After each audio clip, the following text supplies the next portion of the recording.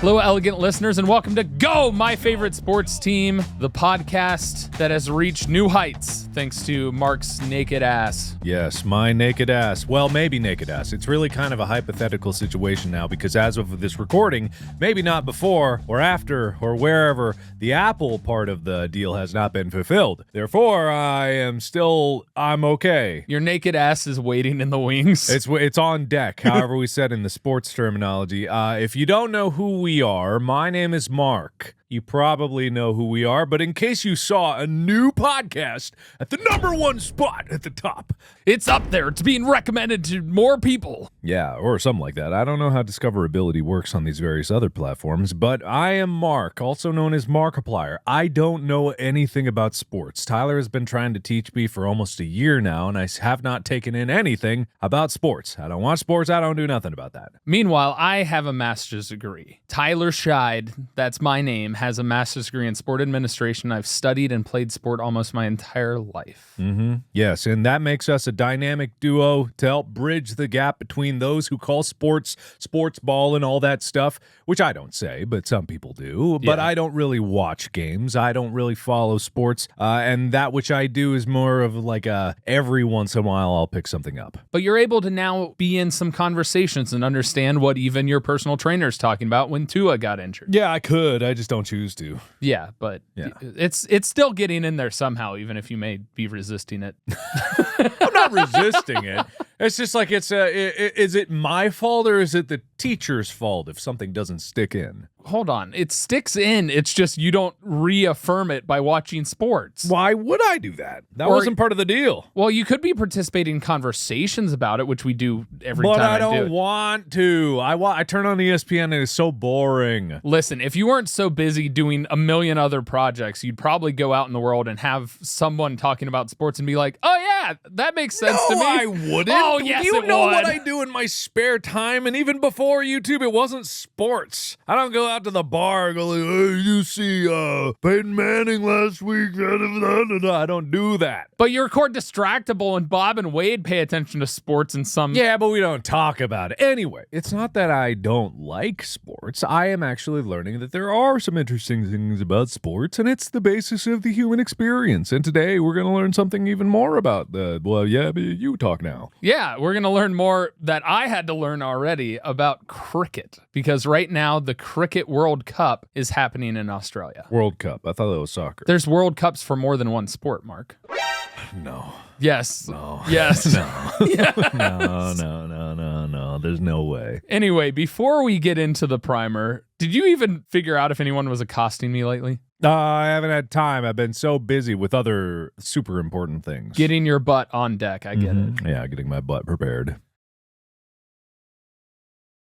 What do you know about cricket, or what do you think of? What I think of is Shaun of the Dead, because that's the first time that I saw a cricket bat in media. Yeah. Because he picked up a cricket bat because he is British. And Shaun of the Dead takes place in the UK, and instead of baseball bats, which would be the ubiquitous thing people would have by their bed here in the States, they might have a cricket bat, which seems like a pretty good weapon because it's so wide. I know that it's like roots. There's probably some tie between baseball and cricket, I'm sure, just like football and rugby. I'm sure you have that in your big old list of notes there. Yep. But that's as far as I know. If they throw and hit, and that's literally all I know about it. Nice. I know nothing else. Well, I knew of cricket being the founding father of baseball in the United States. Why not founding mother? Founding mother. Foundational grandparent of some semblance.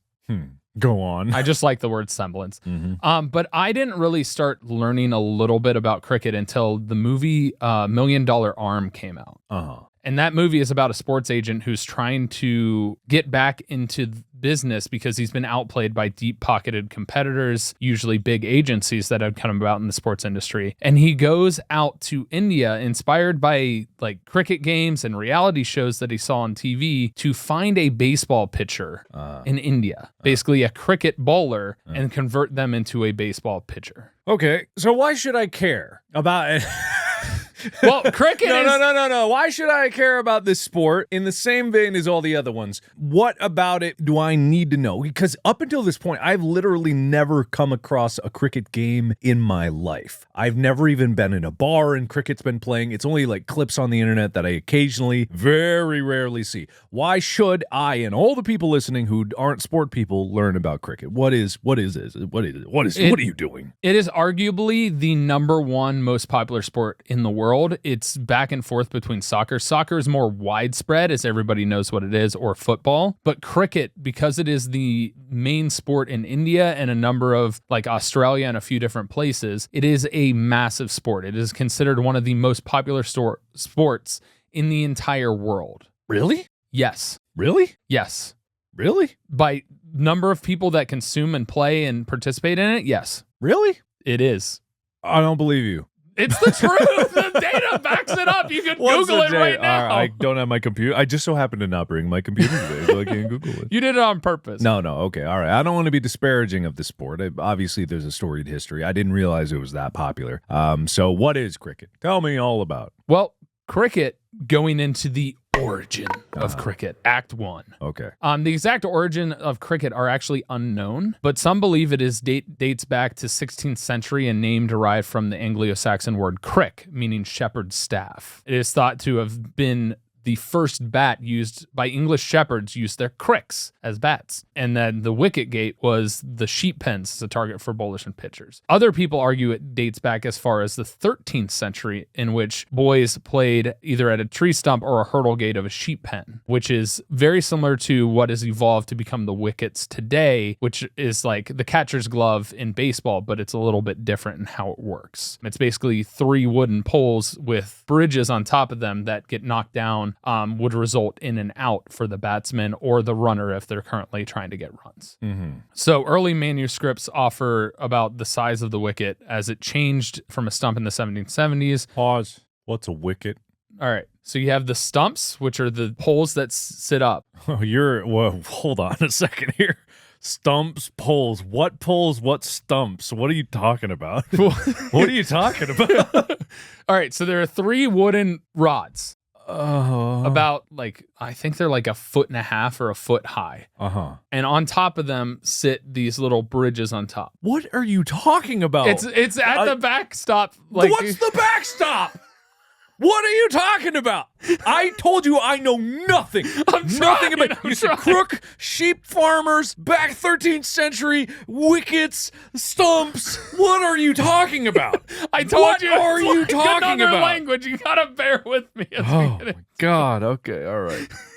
Oh, go on. The ball was presumed to be a stone that weighed the same since 17th century. The modern weight of the ball is about 5.5 to 5.7 ounces. Is that where they weigh themselves in stones? No. Okay. No. The ball itself, 5.5 to 5.75 ounces. That's the allowable weight for the ball. Cricket, for whatever reason, is not super precise on their measurements in a lot of things. Oh, it could be anything. Because it depends on the rock you pick up, right? Right. Back in the day, it was the rock, but nowadays they manufacture the ball and it's like cork in the center with twine wrapped around it, and then it's got a coating on the outside that's leather. Isn't that baseball? Basically like a baseball, but inside a baseball, it's not exactly the same. It's like rubber strands around it. Also has the wrappings of thread and then the cork in the middle. Right. Okay. So they're a little bit different. A baseball has more bounce, whereas a cricket ball is just like a hard piece of leather with. Okay, I don't need to know that it's a ball. Okay, all right. okay, it's a ball. I apologize for even interjecting. So it wasn't until 1787 that the Maryland-born cricket club became the supreme authority, creating actual rules for cricket. Supreme authority. That's what it says on of here. The world. It was already popular around the world. This is just in the UK. It's not in the world yet. Oh, okay. It started in the UK. Okay. And so now that club still exists today. It's based in St. John's Wood, London, and is named as the spiritual home of the game. The early rules read like this, and this is going to make your brain break because it's very complicated. You have 2 sides, one out in the field, one in. Each man that goes in goes out, and when he's out, he comes in, and the next man goes in until he's out. That was the original rule? Yes. One team is in, one team is out. When one man goes out, he's in and out and in and put your right foot in, put your right foot out, right foot in, shake it all about. Here's rule 3. That was 1 and 2? That was 1 and 2. What? How is that 1 and 2? The 2 sides was the first one, and then each man in and out goes number 2. Oh, you blended them together. Yes. Yeah, just for comedic Rule effect. 3. When they are all out, the side that's out comes in, and the side that's been in goes out and tries to get those coming in out. Say it now. Say all 3 rules back to back. You have 2 sides, 1 out in the field and 1 in. Each man that's in goes out, and when he's out, he comes in, and the next man goes in until he's out. When they're all out, the side that's out comes in, and the side that's been in goes out and tries to get those coming in out. Everyone in this country club, I'm imagining, they're just a bunch of chuckle fucks over here. Are they like intentionally? They wrote this like, we're not even finished with these early rules. Oh my God! Okay. When both sides have been in and out, including the not outs, that's the end of the game. If you have any questions concerning the details of these rules, please remember, like many things in England, pints are not compulsory, but may assist with your enjoyments. So it was just a bunch of frat guys. It was a bunch of frat guys gathered around their pints of beer at the pub, and they were just having a good old time making up a bunch of bullshit. That's what it sounds like. That's what it sounds like. All right. So the primitive bat was more shaped resembling like a hockey stick initially. And then they changed to a straight bat to defend against length bowling, which had evolved with cricketers in Hambledon, a small village in southern England. The bat shortened in the handle and straightforward broadened the blade, becoming what we now know today, being made from willow wood and being the flat piece of wood with a handle at the bottom. Now, traditionally, it's made out of willow wood, and it's treated with raw, unboiled linseed oil. All right. It's just fascinating fact. Okay. The earliest 11-sided match, so it's 11 players on each team. Like football. Yes. I remember something. Was played in Sussex for a stake of 50 guineas. What's a guinea? What are you talking about? It's currency. Oh, okay. That makes Early sense. currency. All right, I see. 1697. It was believed that cricket was delivered into the southern counties of England until the early 18th century, when its popularity grew and expanded, and heavy betting and disorderly crowds were common at matches. Now, to explain the olden day matches, they were 5 days long. No. It's called test cricket today. It's the most traditional form of cricket. No sleep? They slept. Oh, okay. So- well, that's not nearly as bad then. Okay, that's fine. They had written in lunch breaks, tea breaks, dinner breaks, and usually about every day they played 90 overs, which is 6 balls thrown equals 1 over. I'll come back to it. I have so many questions. But okay, a 5-day tournament, there was some tennis things that were similar, right? So that's not too extraordinary. Right. I'm not impressed. They haven't impressed me. If it was 5 days straight, no sleep, then I'd be impressed. Fair. But I'm not impressed. So early on, bowling, which is the term for pitching in cricket, it's the delivery to the batsman. Bowling was underhand, and most bowlers favored the high tossed lob. Now, in bowling and cricket, it is tradition for the ball to bounce before it reaches the batsman. Okay. So the offensive player. And so it was underhand. Later on came the round arm revolution. The round arm revolution. You were just going to gloss right over that. You were just going to like leave that as a footnote. Now you have my attention. What is the round arm revolution? The round arm revolution, instead of throwing underhand, they were throwing it kind of to their side, keeping their arms straight, but not above the shoulder. They were able to get more velocity by pivoting, sticking their arms straight out to their side, and releasing the ball to get more velocity by twisting their shoulders and twisting their hips. Did they not know about the old overhand? Did they not Overhand unlock was that illegal. technology? I'm making a joke. Sorry. Well, I guess the funny'll just not happen. I guess it's just not gonna happen. Oh, well, I guess there's no jokes allowed here. There's a lot to get through. There's just no 3 seconds for me to finish my punchline. They hadn't unlocked that technology tree yet. Then you say it's illegal. Then I go, oh. We can rewind. No, we can't. We leave this in. And we know the shambles of my joke will forever be torn. It's not even that good of a joke. It was like a little bit of a thing. But no, Tyler had to interject with his knowledge. He had to say, oh, it's illegal. I know it's clearly, obviously it would be illegal. Because why wouldn't they throw overhand? Because I'm not stupid. I know. All right. Anyway, hey. So legend has it the round arm revolution was started by a woman named Christina Wiles, whose voluminous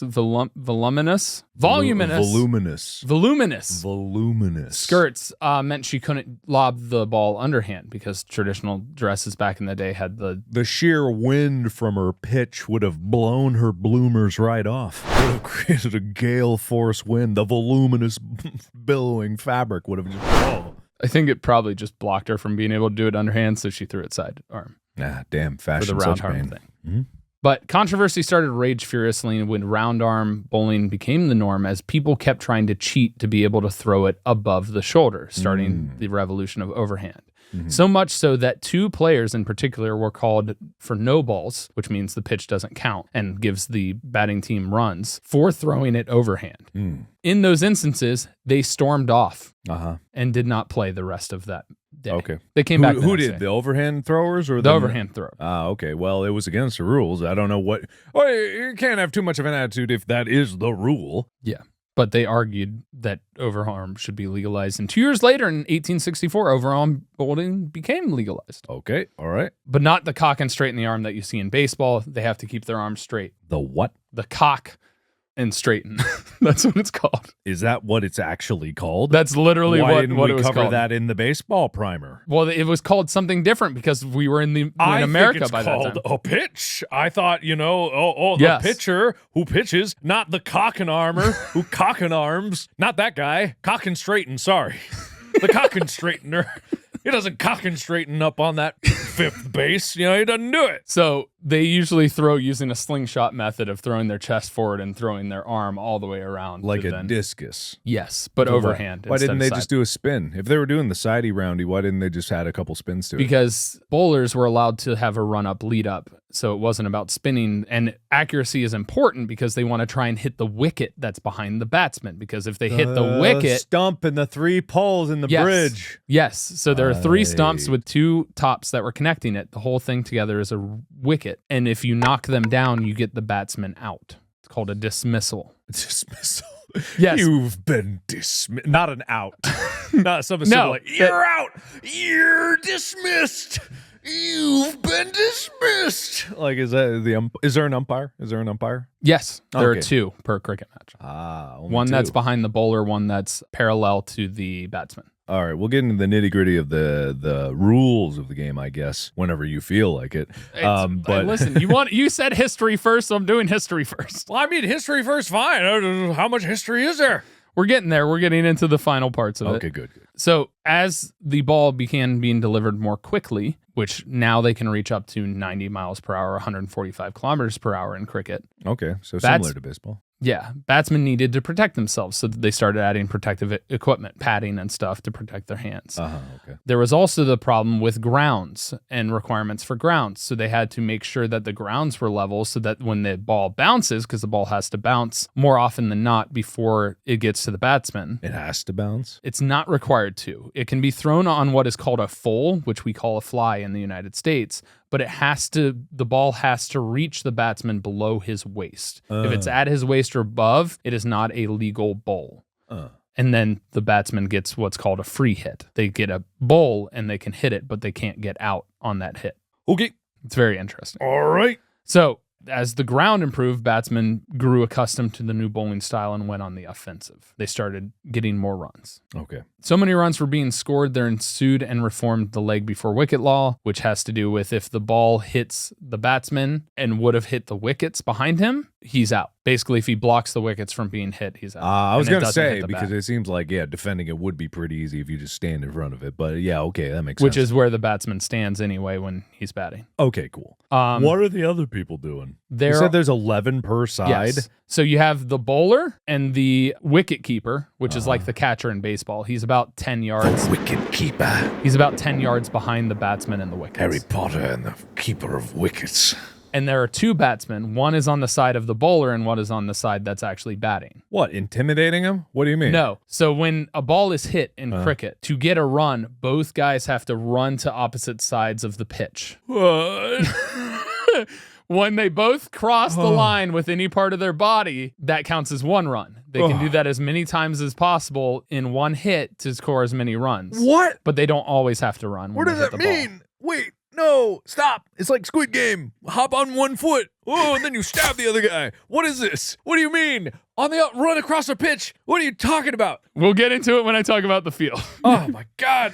All right. So originally, Test cricket was a 5-day thing. Later came one-day cricket, 2020 cricket, also known as T20, and obviously original Test cricket is still around there. The longest cricket match in history lasted 12 days. All right. Because they were tied in runs when they finished 5 days. So they had to continue, and it lasted 12 days. Good God. Okay. Act 2. Hey, we made it. Bounds and grounds. Bounds and grounds? Bounds and grounds. Bounds and grounds? This is me explaining the field. Because it's important for me when I get into explaining the rules for you to understand the field. Yeah, this actually, I do agree with this because I have no picture in my head what is. And I think a lot of people are probably in the same boat. I know what a baseball field looks like. I've seen it when growing up. I know what a football field looks like. I ain't got a clue what a cricket field looks like. All right, so cricket field is a giant oval. Why? Well, of all the shapes, a rectangle ain't good enough. They're going to make them, you got to get this perfect oval here. Who's going to do that? To understand this, you need to understand the pitch. And I'm going to explain the pitch, and then I'm going to explain the oval. Okay. All right, so the pitch is made up of two areas where there is a popping crease. Okay, all right. It's the line that faces the innermost rectangle. Okay. What? This is a giant rectangle. What is? All right? I thought you said it was an oval. The pitch. No, the giant field is an oval, but it surrounds what is called the pitch, which is a rectangle. What is the pitch? The pitch is a rectangle that is 66 feet or 22 yards from end to end. Yeah, but what is the pitch? The pitch is where the bowler and the batsman interact. The rest of the field is where fielders stand to try and get the batsman out. Much like in baseball, you have the field that's the diamond. The fielders are out there to stop the batsman, and the batsman is in the batter's box. Is the pitch in the center of the oval? Yes. Okay. Why? Because the batsman can hit the ball any direction, or if it gets past him and the wicket keeper can't corral it, he can get a run that way. Oh, can he do the scoop and lift and chuck it back behind him? If he hits it straight up so that it flies behind him and backwards, yes, he could do that. So there's no foul balls in cricket. Okay. Oh, I'm starting to get the picture of it. Okay, I'm starting to get it. All right, so the pitch in total is 66 feet or 22 yards, and as long as end to end. Between the two popping creases, it is 58 feet. All right. Okay. All right. So it is, by that, 8 feet shorter. So each box is 4 feet in width. So you're looking at a rectangle, 22 yards or 66 feet, with another line where the popping crease to popping crease is 58 feet. Still not sure what a popping crease is. It's a line. It's a line. A line? Drawn on the ground. Okay. I'm going to draw with my hands. Everyone at home, good fucking luck. Okay, you oval, right? Yep. Pitch. Yep. Popping crease? I was wrong, crease. Everybody. I was wrong. Guys, So, I was wrong. I had it wrong. You were looking at the return crease. The lines that are the long lines are called the return crease. Oh, okay. Lengthwise lines are the return crease. Okay, and then oval. If oval is long like a football, everyone at home, sideways. Think, hey Arnold, football head. The pitch is in the center where his nose would be, except his nose is crooked sideways and it's a rectangle inside there. The popping crease are his chubby cheeks, but lines. Correct. Someone's squishing his face, and then he's squinting his eyes, and his mouth is a thin line, and those are what are those called? Return crease. Return creases. Okay. So there are a certain number of feet and yards. The return crease is 66 feet. Great. Or 22 yards. Great. The popping crease is 12 feet wide, whereas the inside of the return crease is 8.6 feet. Okay. And it's 12 feet minimum. Usually it's wider than 12 feet for the popping crease. One of those variable rules in cricket. Gotcha. And the reason for that is so that the runners can run outside of what is the inside rectangle. Okay. All right. At the ends of the return crease, 66 feet away from each other, is what is the bowling crease. The bowling crease is where the stumps sit with the wickets on top. Okay. And the wickets are just balanced up there. Correct. Describe in your hands with no words what a wicket looks like. Undulate its shape. Everyone at home, you're fucked. 3 poles. His physical 2 hats.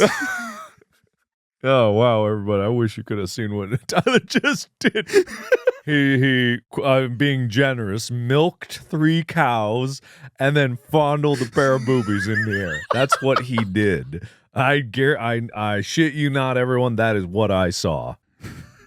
I can't wait for we to do forever video recordings of this or live streams, because then you all will be able to witness the glory of whatever just happened. All right, so they're lined up on the bowling crease. They sure are. In the center, they are 9 inches wide.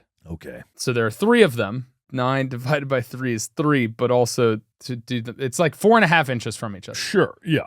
All yeah. right. I'm with you. I'm with you. Inside there, between the popping crease and the bowling crease, is a 4-foot area. Cut down inside again is 70 inches wide in the center. So inside of a 4-foot area, inside of the bowling crease, inside of the pitch, inside of the oval, there's a subdivided 70-inch box in the center of all of that? A 4-foot by 70-inch box between the popping crease and the return crease, and it's centered. All right. This is the batter's box. Okay, yes. That's what I figured it was. Yes, it's centered in. So 17 inches from the edges of the return crease in is the batter's box. Gotcha. Okay. Standing in front of the wicket. Yeah. Or sometimes people call them the stumps, because the whole thing is the wicket. Is that what you were fondling, the stumps? The stumps are these. Oh, the stumps are the milking, quote unquote, yes. everybody at home, All milking. Right. So that's the pitch. Okay, that's the pitch. All right. Got it. All right. So outside of the pitch, with it centered there, there are no fixed dimensions for the field, but its diameter usually varies between 450 feet and 500 feet for men's cricket, and 360 feet and 420 feet for women's cricket. This is probably because there's no home runs or anything, and it doesn't really matter because I'm stopping. He's giving me a look, everybody. That's the edge boundary. You the can edge home boundary, run it? there's a certain type of home run. It's unique. I'll get into it then when we talk about runs. Why wouldn't they write how big a field could be if you could? It's variable. It's variable. It just has to fit within those ranges. They even I know in New York, in a certain baseball stadium, or it was in New York, they have a wall that's higher to emulate what a home run would be. Correct. Because it's that specific. Why would they just leave that up to? I don't know. Even in baseball, there are differences in the how far the wall can be. It's there's a range. Okay, sure. But the baselines are the same, just like the pitch is the same. Think of the pitch like the difference between first and second home base and first base. Fair. Okay. So the idea is to maximize the playing area at each venue. No boundary shall be longer than 90 yards, and no boundary can be shorter than 65 yards. And that's the radius from the bowling crease to the shortest side. Think of it this way. The wickets are the center point of circles. Yes. So they create the circles out of that and then extend the lines to connect the 2 circles to make the oval. I didn't get any of that. All right. I'm sorry, man. I'm going to be honest with you. That went over my head. In T20 cricket, we'll just continue. What's T20 cricket? T20 is the cricket that they're playing in the World Cup. It's a version of cricket that is single-day cricket where each team has 20 overs, 1 inning each, to score runs.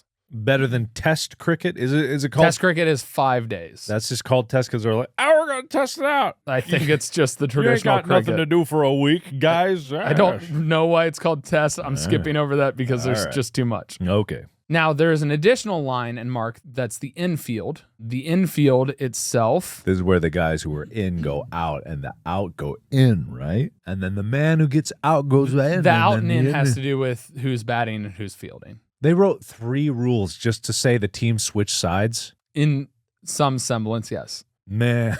One had to do with if a batsman gets out, he gets replaced by another batsman. I mean, that was obvious. That was a given. They could have said, 3 outs? Is it 3? Nope. 5? 10.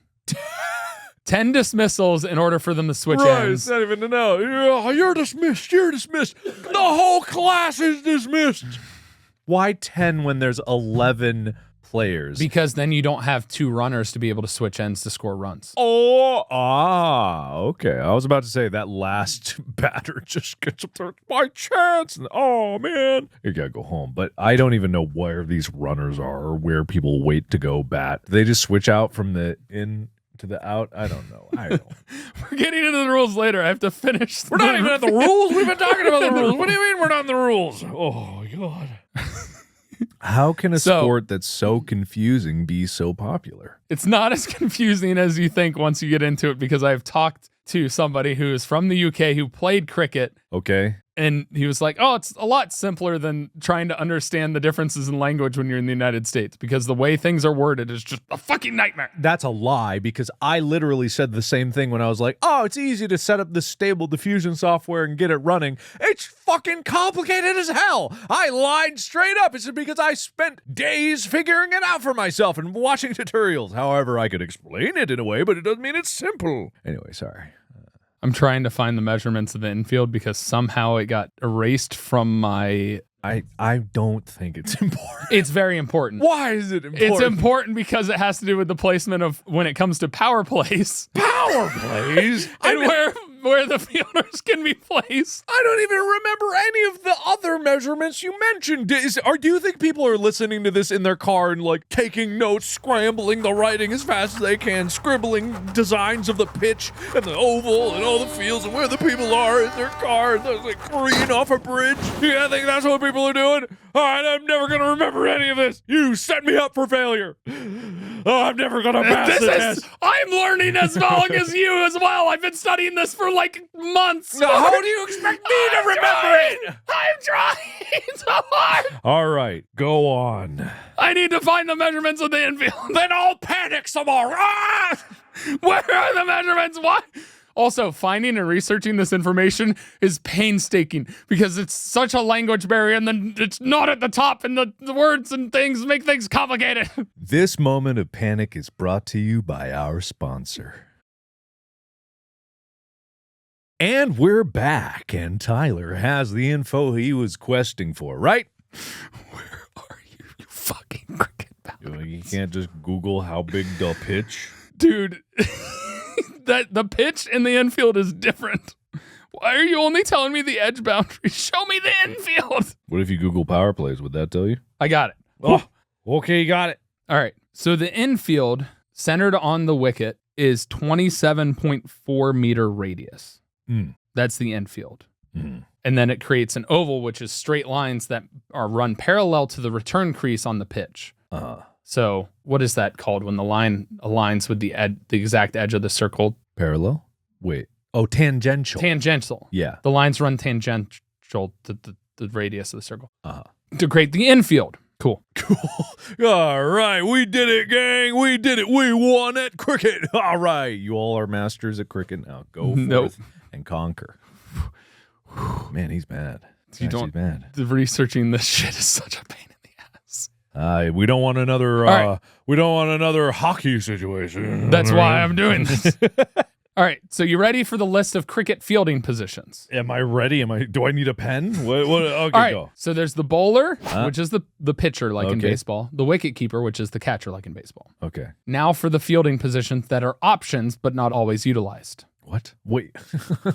Because these are all options for where they're positioned. Because you only have 9 fielders outside of the bowler and the wicket keeper. Those are the 2 required positions. Okay. The rest of the fielders can be positioned in a number of spots, and they're named after their positions. Okay, gotcha. The slip. This is off to a great... Fly slip. The fly slip. Goalie, okay. Third man. The fourth one is the third man. Point. Sweeper. Okay. Long stop. Cow corner. All right. Cover. Cover point. Extra cover. Mid off. Mid on. Mid wicket. Square leg. Backward square. Leg goalie. Oh yeah. Leg slip. Fine leg. These are just nicknames for the kids that were playing in the long on. Oh god. Long on and short leg. Many of these positions can be prefixed with the terms silly, short, mid, deep, and long. Stop. You get long leg. Are you going long leg? Long on? Long off? Long cow corner? What was it, cow man? The long third man. Like I said, the language barrier It's uncanny. No, I understand it perfectly. I get right. the silly people back who made that one. Now we're into Silly. the various forms of contest. What? How many different forms of cricket do you think can be played? Test T20. What? Don't laugh, man. So at the international level, there are 3 ways. Test matches, which Okay. are the ones that last 5 days. Gotcha. One-day internationals, which usually equate to 50 overs per side, sometimes called a 100 ball. Okay. T20, which is 20 overs per side. Mm. Then there's domestic and franchise club level. There's 4-day games. 50 overs, 40 overs, 30 overs, 20 overs, 10 overs, 100 ball, countdown cricket, and quick cricket, which is often played at the junior level, same with countdown. Was it WarioWare cricket? What is it, mini games in cricket? Now they're informal cricket, Oh no. called goalie cricket, continuous cricket, and tape ball cricket. ball cricket? Now I'm going to help you with some terminology. Oh, now you're going to help me with now you're going to help me. What about the poor people that are at the bottom of the river because they cleaned their car off trying to write down the short, long on third man, cow stop corner, and long stop? This terminology is to help you to understand how the game is played. Innings. I know that. It's how the game is broken 9. up. No. 11. Test cricket, there can be any number of innings that last 5 days. Usually a minimum of 2 innings are played. I was expecting a big number. Nope. 2? 2. 2. Hold on. In T20, there are only 1 inning played by each side being a batsman and each side being a fielding. So they switch. Most single-day crickets only have 2 innings, which is one person batting and the next one is the other person batting. Okay. A wicket refers to the 3 stumps at the end of a pitch. Now I get that one. A batsman will bat in front of the wicket to protect it, and their goal is to prevent the ball from hitting the wicket. Did you go into Act 3? No, this is still Act 2. But there's rules. These are the grounds. No. Oh, no. This is terminology. It fits into the grounds All because right.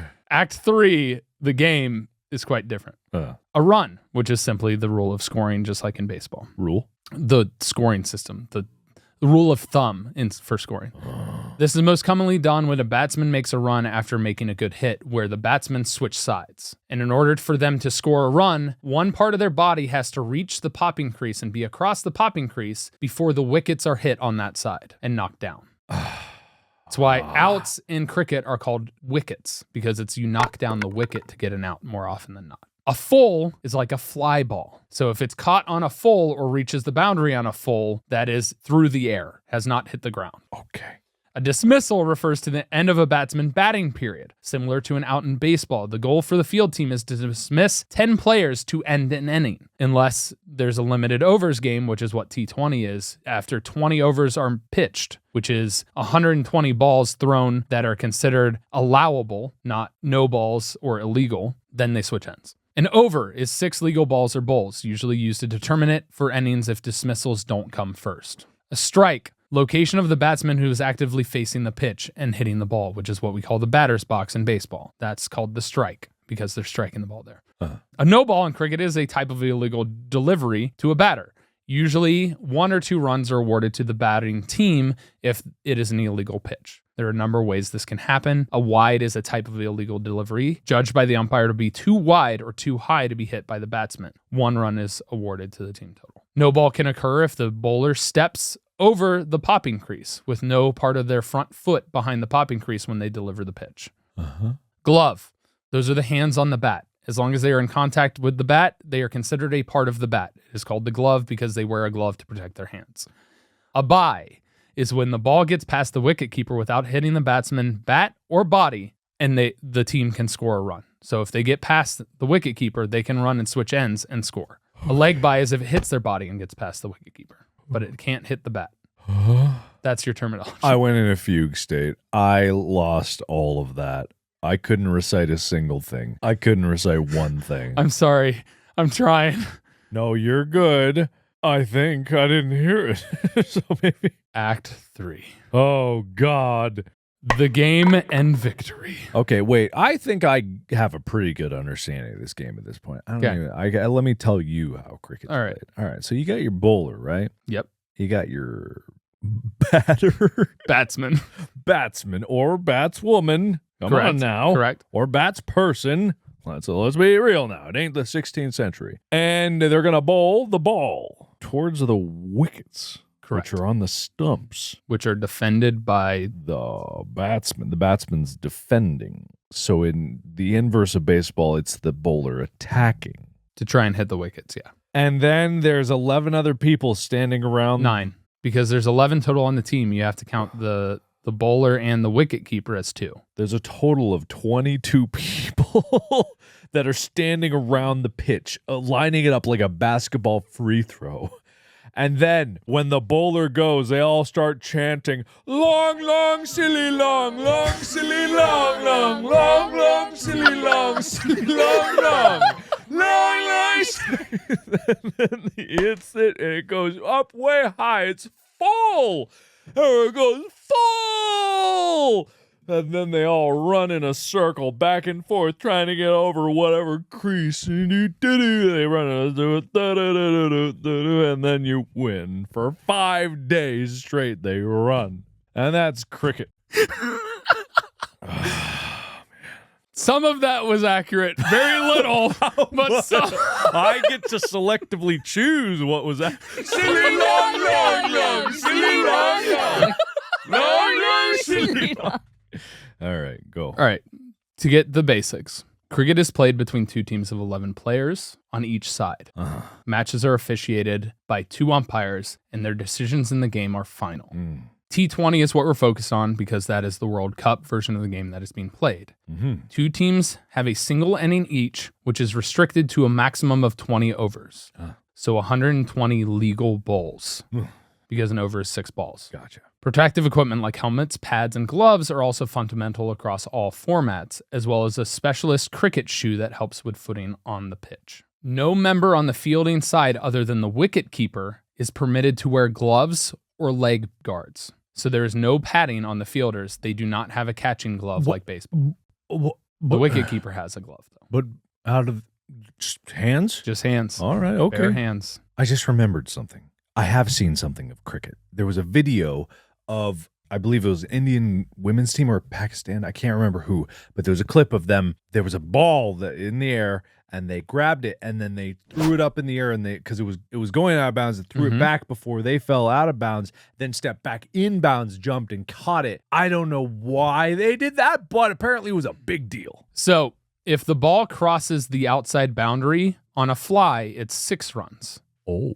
Or however many runs they got before the ball crossed that boundary, which getting 6 runs mean they would have had to run 22, was it 22 feet? No, because the popping creases are shorter. They run back and forth in straight lines, so it's like to get runs. And the chanting and skipping takes a lot of time, so they can't run scripts. It does. Silly long, long, long, long, silly long. Very, very long time. So they have to run back and forth 58 feet because they have to get the bat at least because the bat is considered an extension of the body for the batsman, across the popping crease before they can run the other direction to score a second run. So each time they switch ends is 1 run. Right. Okay. But both batsmen have to reach and cross the popping crease for it to count. Okay. That's how runs are scored. Okay. It seems like a strange system compared to what I'm used to, but I guess the more I think about it with baseball, it's kind of the same thing. It's very similar. You're just trying to get to a base instead of cross a line and go back and forth. You go in a circle in baseball. So it's really not, at first it was like, oh, that's so silly, but really, oh, we're just running to big white squares. Yep. And it's 58 feet, which in softball, it's 60 feet between bases. In baseball, it's 90 feet between bases. Gotcha. So like 58 feet is close to what is played in softball. Okay. But the reason for that play is because if the ball crosses that line on the ground, it's 4 runs. Or however many times they were able to switch back and forth, whichever is higher. Okay, got it. So her being able to keep it from crossing the bounds because she cannot touch the ground or he cannot touch the ground on the outside and then touch the ball, then it counts as the 4 runs. So being able to dive across, get the ball before it touches outside of the boundary, throw it back inside, get back inside the boundary and then grab the ball, prevented more runs from scoring. And then she threw it in so then the runners would stop because they don't want to get out. They want to continue being able to bat because if 10 of them get out, the inning switches before overs are accomplished. Got it. All right. I understand. So similar to baseball, like I said, 1 team bats, 1 team fields. The aim of the game is to score more runs than the opposition. In T20, they each only get 1 opportunity to score runs. And trust me, lots of runs are scored in cricket. How many?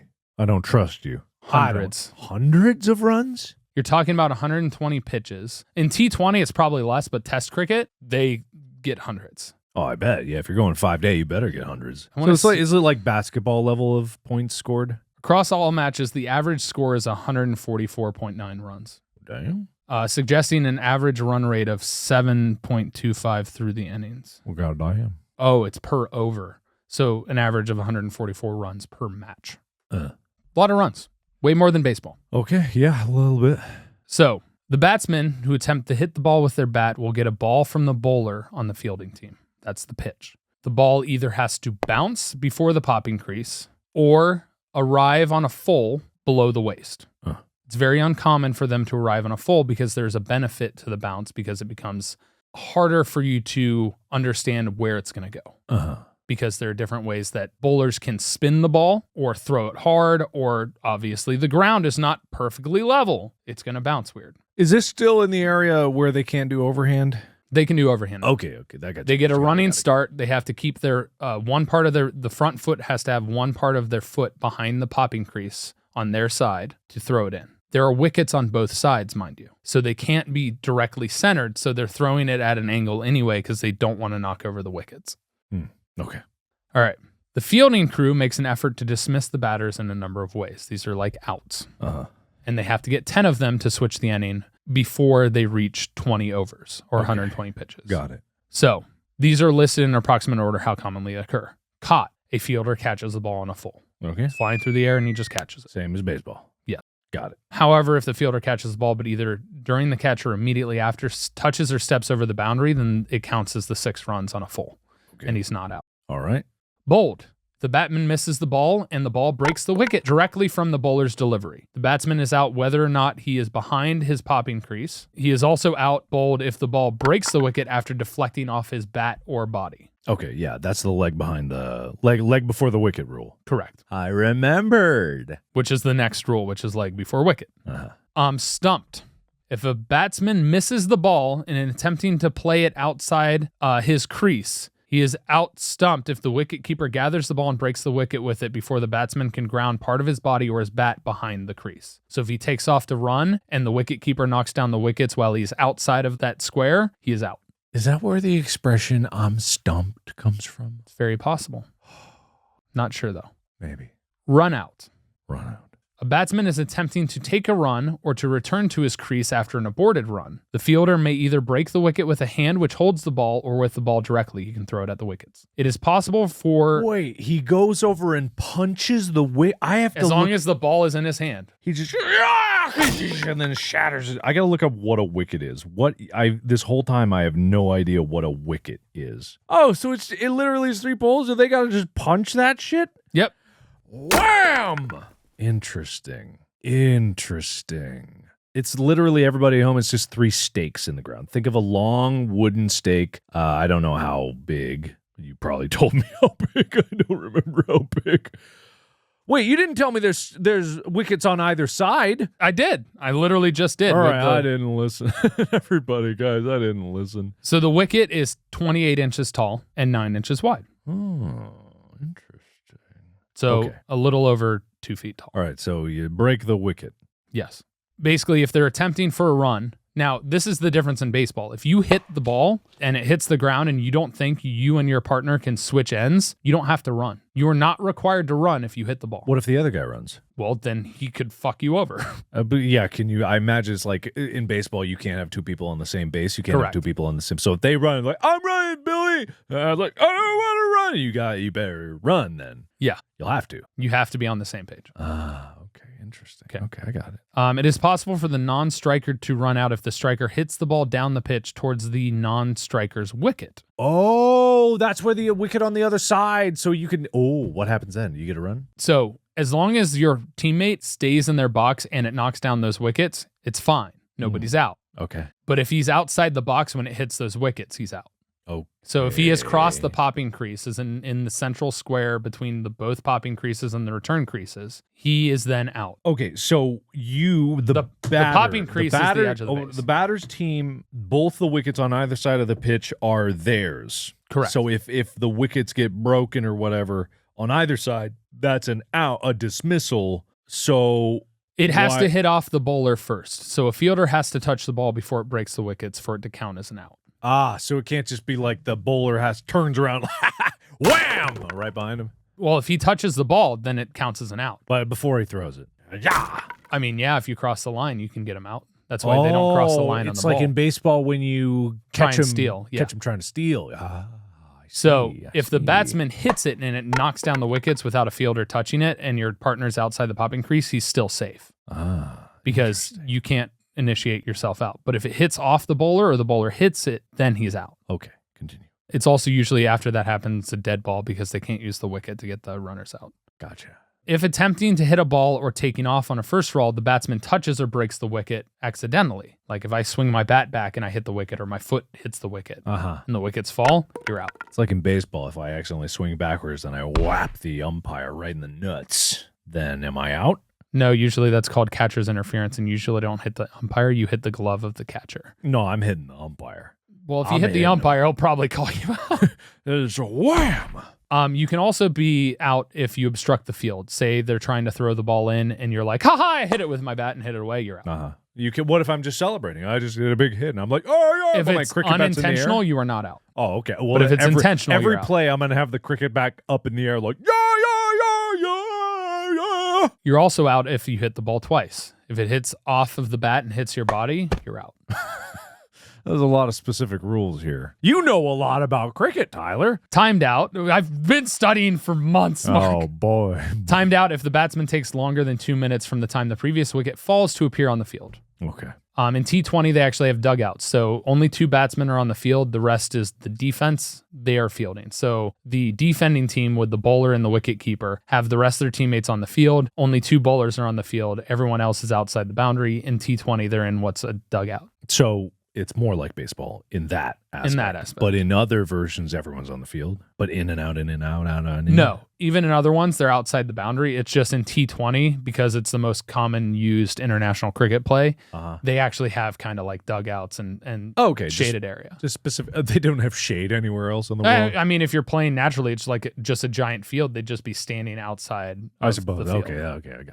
All right. Scoring runs. Before being thrown out, the batters attempt to score as many runs as they can. Hitting and running, basically if they hit the ball and run. They can also, if the ball gets past the wicketkeeper, switch ends as many times as they can to score a run. If the ball gets past the wicketkeeper and reaches the boundary, it constitutes as 4 runs. So if the ball on the ground passes the boundary, it's 4 runs. Gotcha. A single is when they just switch ends once. All right. So let me wrap my head around it. So bowls, batter bats, crickets. Ball goes up over the line outside that 6. Correct. Or however many times they went back and forth. Whichever is higher. Which usually is 6, because if you're hitting it that far, you have to go back and forth 6 times. That is a lot to run. Okay. Yeah. If it rolls on the ground out of the line, it's 4. Okay, cool. Otherwise, it's as many runs as you can get in the time. Correct. 1 might be enough. Correct. All right. Okay, I'm caught up. Okay. There are extra ways to score runs, which is the no ball that I talked about, the wide, and then the crease if they step over the crease in illegal delivery. If with turning for an additional run, one baseman fails to ground some part of their body or bat behind the popping crease, basically not touching the base like in baseball, okay, the umpire declares a short run and the run does not count. Even if the bat is dropped, runs do count as long as each baseman makes his ground with his bat or person somehow. Oftentimes in cricket, they reach the bat out to touch the ground inside the crease to then be able to turn faster. It's like an extension of the body. So even the non-batting batsman has a bat, has a cricket Interesting. bat. Okay, so they both have cricket bats because they need to switch spots. So when do you change out who's hitting? So if you get 1 run, the bowler stays on their same side until an over is completed. Then they switch to the other end. Oh, so then when someone goes out, one batter who's on the other side stays there and the one gets replaced. It's also a game of endurance because you are in until you are dismissed. Right. Okay. Interesting. Now I'm starting to get a picture of it. Okay. And there are rare instances of injury substitutions where you can bring in another player outside of your 11 to replace a player. But otherwise, you're stuck there. Yes. It's also very common for bowlers to absolutely demolish batsmen by hitting them with the ball. All right. It's an intimidation factor, and it's meant to wear them down. It's very commonplace. You don't get a free run if you get hit with the ball. No, you're just like, wham him. Oh, your leg was in front of the wicket. Wha-bam. Got you. I see. Okay. All right. Okay. Now, keep in mind, on the bowls, the ball has to bounce. It can either bounce once or reach on a full. If it bounces more than once before reaching the popping crease, it's an illegal pitch. Okay. And then they are awarded a free hit where they get an extra bowl where they can't get out even if the bowler hits the wickets. Oh, interesting. He can get out, though, on a free hit if he hits the ball on a fly and somebody catches it. Right. Okay. Gotcha. So if they reach 10 dismissals before they reach 20 overs, they'll switch ends. So one person becomes defense and offense. What's an over again? Over is 6 legal balls. Okay, gotcha. 6 legal throws. Okay. So these are specific rules to T20 cricket itself. 5-run penalties. An umpire may award one team 5 bonus runs if he feels the opposition is needlessly wasting time.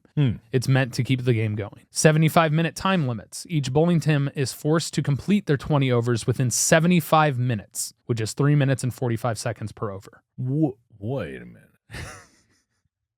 They have 3 minutes and 45 seconds to throw 6 balls. That's fast. Yeah. That's fast. The entire game in T20 lasts 75 minutes? No, that's each inning. And there might be 2 innings. Correct. Gotcha. Okay. Now, a bonus of 6 runs is given to the batting team if the bowling side has begun its 20th over before their 75 minutes. So if they get into the last one before the 79 minutes. The whole idea is to keep the rhythm and pace at T20 because you want it going fast. Individual bowlers are only allowed to bowl a total of 4 overs during a T20 game. So like you want it in baseball, almost all the fielders have to pitch. No designated hitter, pitchman. This obviously limits the damage that can be inflicted on one batting side by an individual. Interesting. 90-second rule. Once a wicket has fallen in a T20 match, the following batsman has to take up his position at the wicket within 90 seconds. Well, that seems reasonable. Fielding restrictions. This is where the power play comes into play. T20 cricket only allows 5 fielders to stand on the leg side of the batsman at any time. That's where the batsman is facing. Similarly, only 2 fielders are allowed to stand outside of the inner circle during the first 6 overs of play. That's to have a lot of runs at the beginning of the game. So only 2 people can basically play outfield. But only in the first 6 overs. Gotcha. So that's 36 balls. Gotcha. 6 legal per over, 20 overs per inning. Yep. Got it. They're allowed 5 people in the outer circle or the outfield for the remaining 14 overs. Okay. These restrictions basically are designing to increase runs. Bowlouts, akin to a penalty shootout. Bowlouts take place at the end of T20 matches if it's tied. 5 bowlers from each side are allowed to bowl twice at the wicket with no batsman standing in its way. The team to topple the most wickets wins the game. Wait, stop. The team that topples the most I thought it was runs. Runs for the game. If it gets to overtime, it's like a penalty shootout. You have bowlers trying to knock down wickets with no batsman defending. So you have to bounce it and hit the wickets. Okay. Got it. Okay. All right. It's like cornhole at that point. Yes. Really? It's very similar. All right. You're knocking over the wickets. It's like putting the beanbag in the hole. All right. Okay. And like I said, bowling end changes after 1 over. So after 6 balls, the bowler and the wicketkeeper switch ends. Okay. So then they might face a different batter. They might not. Okay. Depending on how many runs the batsman scores. Got it. Strategy. There's bowler types, spin bowlers that spin the ball. There's 2 different types in them. Wrist spinners that use their wrists to spin the ball when they pitch or bowl, and finger spinners that make use of their fingers to rotate the ball. Did American baseball pitchers influence how, like, cricket bowlers I think it's the opposite. Really? Yeah. I see. Because you think about if you're bowling over time, you come up with new and unique ways to make it harder for the batsman to hit. Mm-hmm. Then there's pace bowlers, which are the speed demons. Mm-hmm. They throw the ball hard and fast. And then there are what are called swing bowlers, which are paced, apart from being fast, use the seam of the ball to make it travel in a curved path, kind of like a curve ball in baseball. Mm-hmm. Mixed bowlers are able to do interchange. It's like they're ambidextrous. They can do all kinds of different bowls. And then there's slow seam bowlers that throw it slow. So normally you have, depending on strategy, you want to change up who's bowling based on what kind of bowler they are. You don't want to have pace bowler after pace bowler after pace bowler, because then they'll be like, oh, you're just pitching it hard. It's a lot easier for me to hit to get used to it. Yeah. Whereas switching them in and out changes it up. Gotcha. That's cricket. That's cricket? From the baseline basics, that is cricket. That you thought that was going to be hard.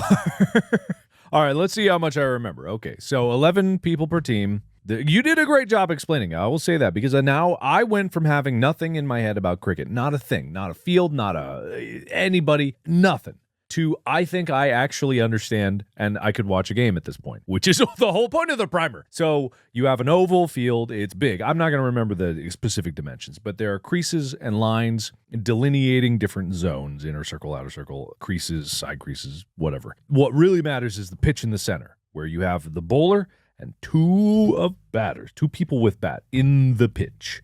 And everyone else on the bowler's team is outside in the first 6 overs, which is 6 legal pitches per over, 36 total balls thrown, good balls. They have to be officiated by the 2 umpires that are there. They can have 2 people in the outfield, but everyone else has to be inside. Correct. Oh, fuck. In the inner oval, yeah. Holy shit.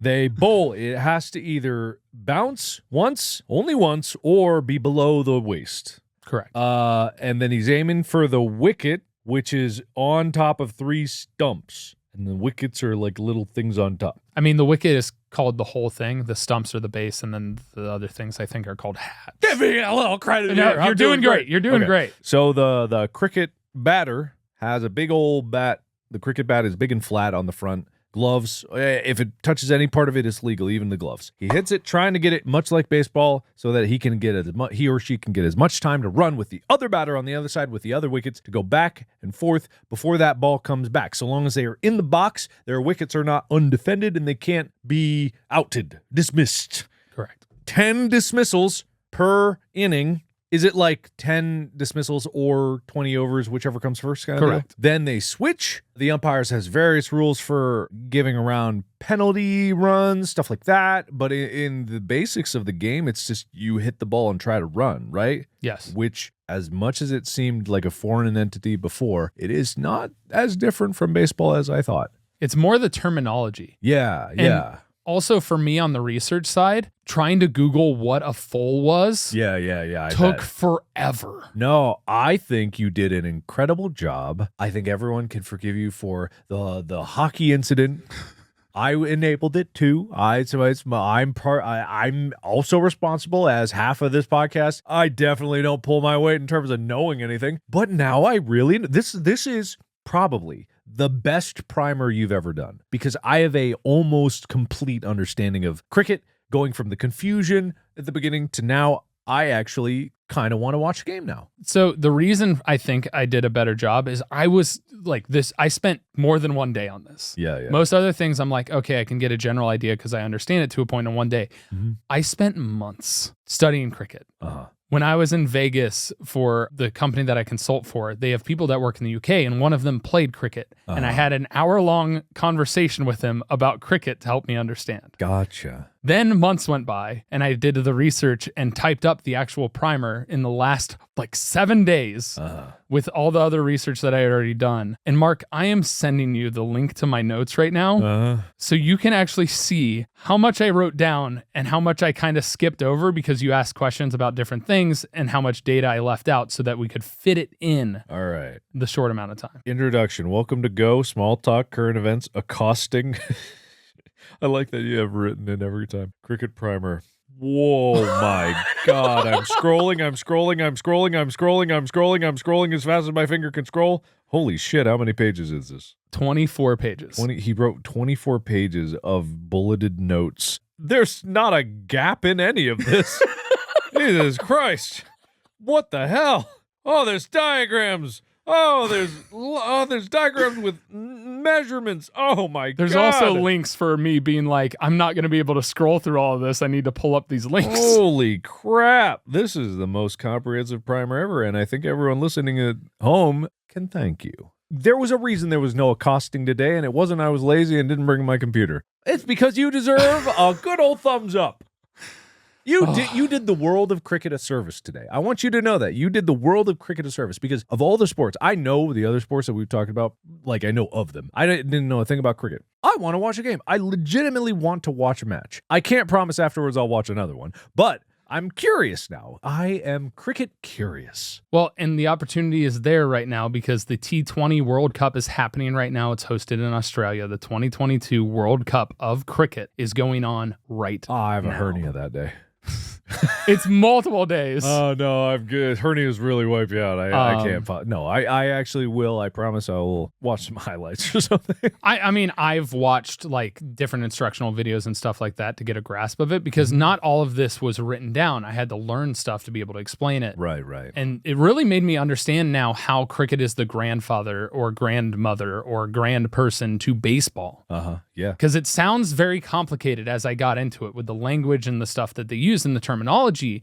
But as I got into it and understood how the game is actually played, the basics, it's so simple now. Yeah. After I got through everything, it's like very complicated, but once you get down to it, it ends up being simple. Well, hopefully everyone home now has a better understanding of cricket, and I think you would. If I do, then you probably do too. I hope so. But here's to throw a wrench in that.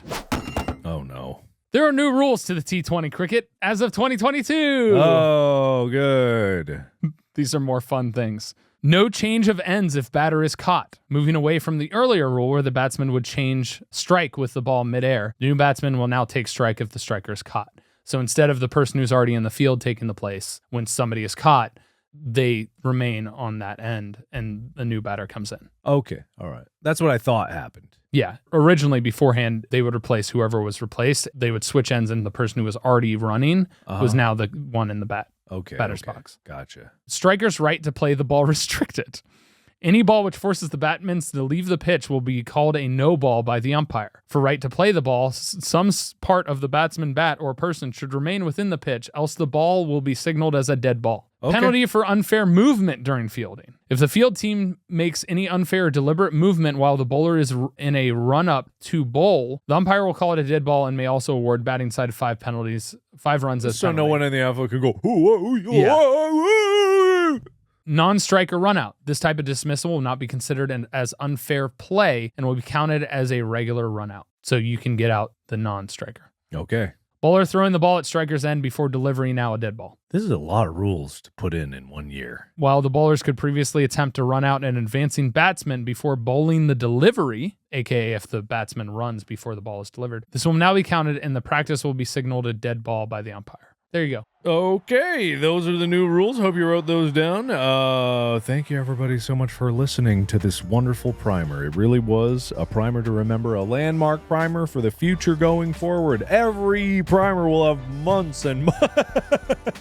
I don't have that kind of time. No, come on. No sleep. You don't need sleep. All right, but this was very informative. Thank you very much, Tyler, for informing me of the world of cricket. You're welcome, and I hope all of you enjoy the Cricket World Cup, and I hope I did a great service and not a disservice to the cricket world, as I know there are millions and billions of fans of cricket across the world. Maybe not so many in the U.S., but across the world.